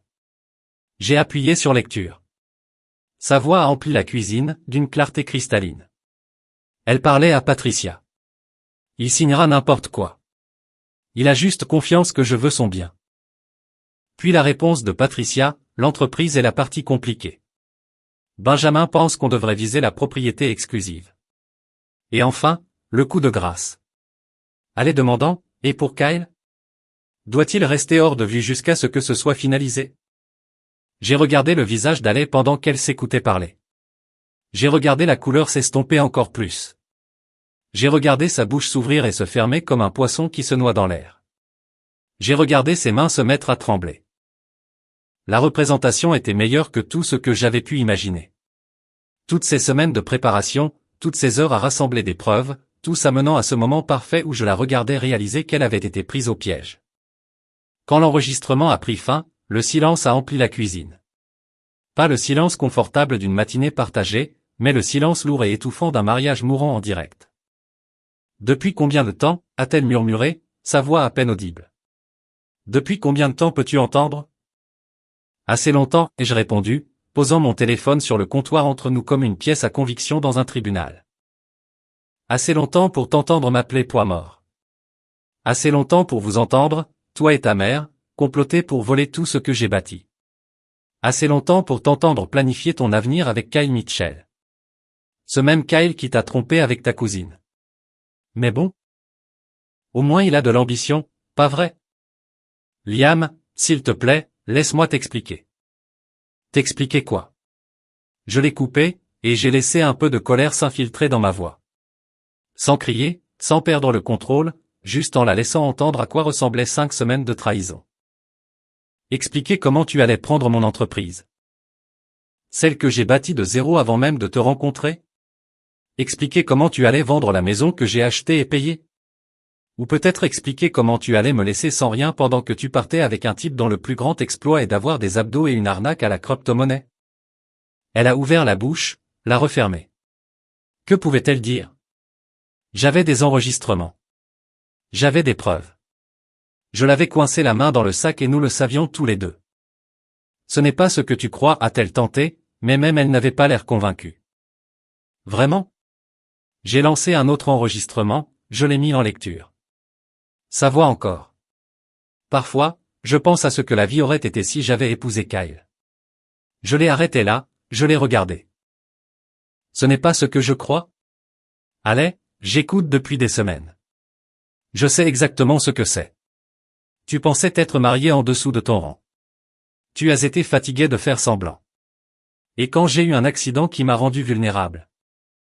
Tu as vu une opportunité. Toi et Patricia avez vu une occasion d'encaisser le pactole. Des larmes ont commencé à se former dans ses yeux. Et j'ai presque eu de la peine. Presque. Mais ensuite, je me suis souvenu d'elle, riant avec sa mère de la facilité avec laquelle je signais des documents. Je me suis souvenu d'elle m'appelant poids mort. Je me suis souvenu de chaque cruauté ordinaire qu'elle avait infligée en pensant que je ne pouvais pas entendre.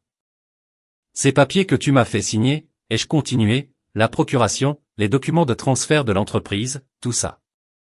Ouais, c'était des faux. Enfin. J'ai signé des faux. Les vrais documents sont toujours non signés et enfermés là où tu ne les trouveras jamais. Donc tout ce que ton avocat Benjamin pense avoir, il ne l'a pas. Ses yeux se sont écarquillés. Quoi? Et l'argent que tu prévoyais de prendre? J'ai ouvert mon application bancaire, je lui ai montré le solde du compte commun. 12 000 $. En baisse par rapport aux 43 000. Déjà déplacé. Des transferts légaux vers des comptes à mon nom uniquement. Les économies, les investissements, tout. Déjà sécurisé. Elle a attrapé le téléphone, a fixé l'écran comme si en regardant assez fort, les chiffres allaient changer. Tu ne peux pas faire ça. C'est notre argent. Non, allez. C'est mon argent, que j'ai gagné pendant que tu travaillais à mi-temps à vendre des bougies et complotais avec ta mère pour me détruire. Et voici la plus belle partie, j'ai tout déplacé pendant que tu pensais que j'étais sourd et impuissant. Chaque transfert était légal, documenté. Et totalement dans mon droit. Ce n'est pas juste, a-t-elle dit. Et l'audace de cette déclaration m'a presque fait rire. Juste. J'ai posé mon café prudemment, craignant de le balancer à travers la pièce. Tu veux parler de ce qui est juste? Laisse-moi te dire ce qui n'est pas juste. Avoir un accident, perdre Louis, et qu'au lieu que ta femme te soutienne, elle voit ça comme une opportunité de te dépouiller. Ça. Ce n'est pas juste. Avoir ta belle-mère qui t'appelle un poids mort alors que tu es assis à 6 mètres, ça n'est pas juste. Prévoir de voler l'entreprise de quelqu'un parce que tu penses qu'il est trop handicapé pour la diriger. Ça, ce n'est pas juste. Aller pleurer à chaudes larmes maintenant, sanglotant à plein poumon, le maquillage dégoulinant sur son visage. Un mois plus tôt, cela m'aurait brisé. Je l'aurais réconfortée, je l'aurais prise dans mes bras, j'aurais essayé d'arranger ce qui n'allait pas. Maintenant, je me sentais juste froid. Je déménage aujourd'hui, ai-je dit. J'ai déjà loué un endroit de l'autre côté de la ville. J'ai déjà emballé l'essentiel. C'est dans mon pick-up. Tu peux garder cette maison pour l'instant. Nous laisserons les avocats décider qui a droit à quoi. Mais je te promets une chose. Allez. Tu n'auras pas mon entreprise. Tu n'auras pas mes économies. Tu n'auras rien de tout ce que tu as manigancé. Où est-ce que tu vas, a-t-elle demandé, comme si ça importait. Comme si elle avait le moindre droit de savoir. Loin de toi. J'ai attrapé mes clés sur le comptoir, me dirigeant vers la porte. Oh, et encore une chose. J'ai fait des copies de tous les enregistrements, je les ai envoyés à mon avocat, je les ai sauvegardés à plusieurs endroits. Donc, peu importe l'histoire que toi et Patricia essayez de tisser. Peu importe les mensonges que tu racontes à tes amis sur les raisons de notre séparation, sache que j'ai des preuves. Des preuves réelles, enregistrées et indéniables de tout ce que tu prévoyais de faire. J'étais presque à la porte quand j'ai entendu sa voix, petite et brisée. Est-ce que tu m'as jamais aimé? Je me suis arrêté, je me suis retourné. Elle se tenait dans l'encadrement de la porte de la cuisine, des traînées de mascara sur le visage, ayant l'air de voir tout ce qu'elle avait construit s'effondrer autour d'elle. Ce qui, pour être honnête, était le cas. Ouais, ai-je dit sincèrement. Je t'ai aimé. Je t'ai aimé tellement fort. Je t'aurais donné tout ce que tu demandais. Tu n'avais pas besoin de manigancer, de comploter ou de manipuler. Tu avais juste besoin d'être honnête. Tu avais juste besoin de m'aimer en retour. Son visage s'est décomposé, et elle s'est laissée glisser le long de l'encadrement de la porte jusqu'au sol, en sanglotant. Je ne suis pas resté pour regarder. J'ai franchi la porte d'entrée, je suis monté dans mon pick-up et j'ai conduit loin de la maison où mon mariage était mort. Et vous savez quoi? Pour la première fois en 5 semaines, j'ai eu l'impression de pouvoir enfin respirer. J'ai conduit pendant environ 20 minutes avant de réaliser que je n'avais nulle part de précis où aller. Ce qui était hilarant si on y pense, vu que je venais de livrer la performance de ma vie là-bas. La phrase sur « j'ai déjà loué un endroit », c'était du bluff total. De l'improvisation pure. Je n'avais rien loué du tout, parce que jusqu'à ce matin, une partie de moi n'était pas sûre d'aller jusqu'au bout de cette confrontation. Il s'avère que la rage et la trahison sont d'excellents facteurs de motivation pour passer à l'action. J'en étais donc là, roulant sur la route 42 dans mon F-150, fenêtre baissée, la radio passant de la vraie musique que je pouvais vraiment entendre, me sentant à la fois libéré et complètement déboussolé. Je me suis garé sur le parking d'un Dunkin' Donuts parce qu'apparemment, mon plan post-explosion matrimoniale se résumait à caféine et contemplation. Très cinématographique. Mon téléphone s'est mis à exploser immédiatement. Allez, évidemment.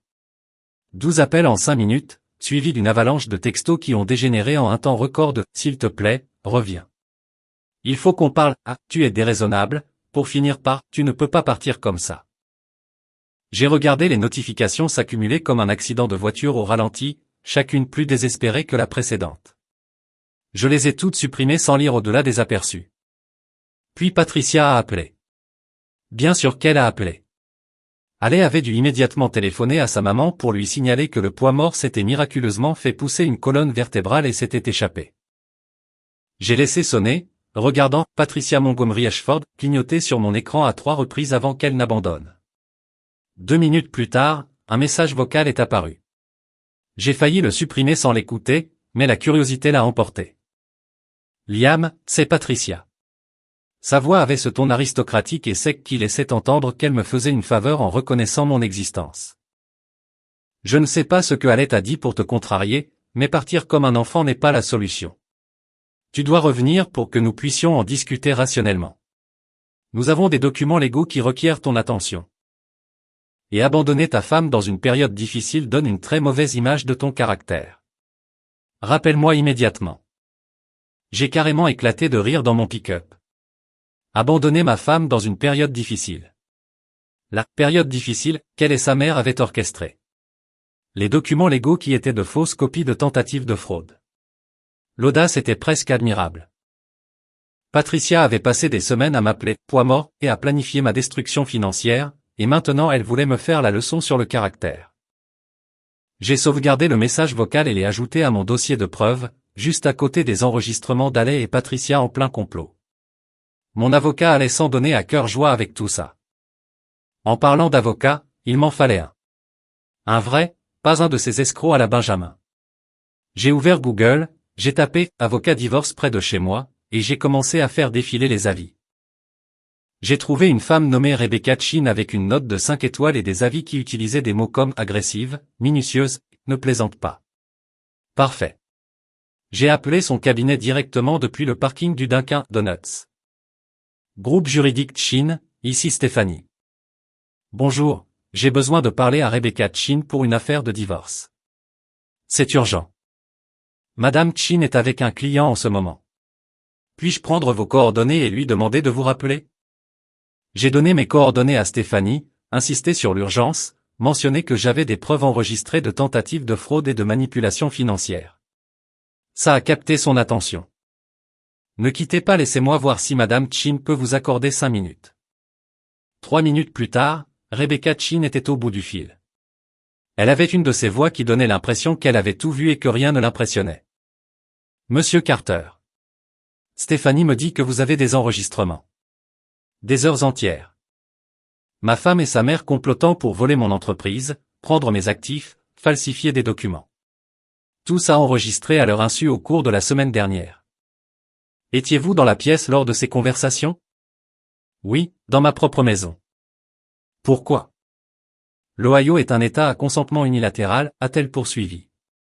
Si vous faites partie de la conversation ou que vous êtes présent chez vous, vous pouvez enregistrer sans permission. C'est bien. Très bien. Quand pouvez-vous passer à mon bureau? Que diriez-vous de maintenant? Rebecca a ri. Et ce n'était pas un rire gentil. C'était le rire de quelqu'un qui aimait un peu trop son travail. Ce qui, dans ma situation, était exactement ce dont j'avais besoin. J'aime votre énergie. Venez à 14 heures. Apportez tout ce que vous avez, enregistrements, relevés bancaires, documents, tout. On va les enterrer. J'ai raccroché, ressentant quelque chose qui s'apparentait à de l'espoir pour la première fois depuis des semaines. À 13h30, j'étais assis dans le bureau de Rebecca Chin, qui était décoré dans un style que j'appellerais l'intimidation réussie, des diplômes sur les murs, des meubles en cuir, un bureau massif qui avait dû assister à la mort de 1000 mariages. Rebecca elle-même avait la quarantaine, impeccablement habillée, avec des yeux perçants à qui rien n'échappait.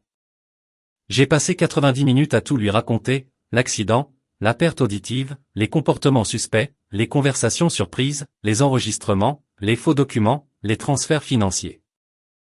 Elle a écouté les fichiers audio, passé en revue mon dossier de preuves, examiné les faux documents que j'avais créés, et à la fin, elle souriait comme un requin qui vient d'apercevoir son dîner.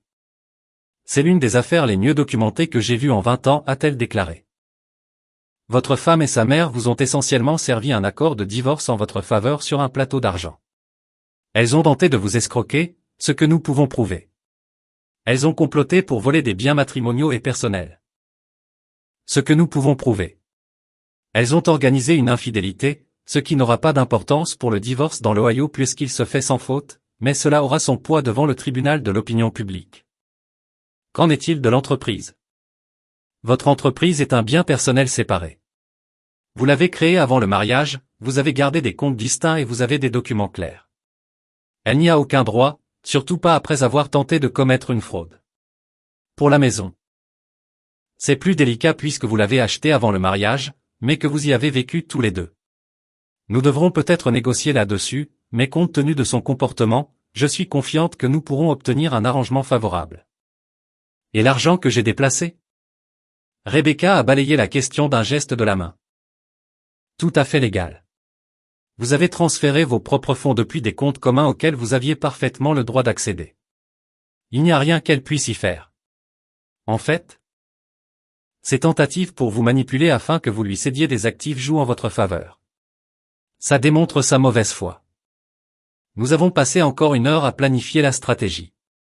Rebecca a expliqué que la procédure de divorce en Ohio prenait généralement de 9 à 12 mois, mais qu'étant donné les circonstances, nous pourrions probablement l'accélérer. Elle déposerait les papiers d'ici la fin de la semaine, citant des différends irréconciliables et demandant des ordonnances temporaires immédiates pour empêcher Haley d'accéder ou de vendre tout bien matrimonial. Encore une chose, a ajouté Rebecca au moment où je partais. Attendez-vous à ce qu'elle joue les victimes. Attendez-vous à des larmes. Attendez-vous à ce qu'elle dise à tout le monde que vous l'avez abandonnée. Attendez-vous à ce que sa mère lance une campagne sur les réseaux sociaux pour dire à quel point vous étiez un mari terrible. N'entrez pas dans le jeu. Ne répondez pas. Ne vous défendez pas publiquement. Laissez les tribunaux s'en charger. Croyez-moi, j'en ai fini de jouer le jeu. J'ai quitté le bureau de Rebecca avec l'impression de venir d'embaucher un tueur à gages professionnel, sauf qu'au lieu d'éliminer des personnes, elle éliminait des mariages désastreux. Elle valait chaque centime de ses $400 de l'heure. Mon téléphone avait continué d'exploser tout au long de la réunion. D'autres appels de Haley, maintenant intercalés avec des textos de ses amis, Jennifer, Melissa, toute l'équipe d'Instagram, me demandant si j'allais bien et si on pouvait parler. Intéressant de voir à quelle vitesse Haley avait mobilisé son réseau social. Je les ai tous ignorés. Celui que je n'ai pas ignoré, c'est le texto de mon pote Derek, mec, qu'est-ce qui se passe? Allez, poste des trucs cryptiques sur Insta. Ça va? J'ai ouvert Instagram, que j'utilisais rarement, mais que je gardais pour des raisons professionnelles. Comme prévu, Ale avait posté une photo d'elle, l'air dévasté, les yeux rouges, assise sur notre canapé. La légende disait, quand vous traversez la période la plus difficile de votre vie et que la personne qui avait promis d'être là s'en va, cœur brisé n'est même pas le mot. Cœur brisé trahit cœur brisé, difficultés de mariage. Les commentaires affluaient déjà, reste forte, ma belle. Tu mérites mieux. Les hommes sont des ordures. Le récit s'écrivait en temps réel.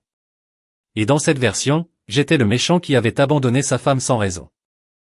J'ai répondu à Derek, longue histoire. Je vais bien.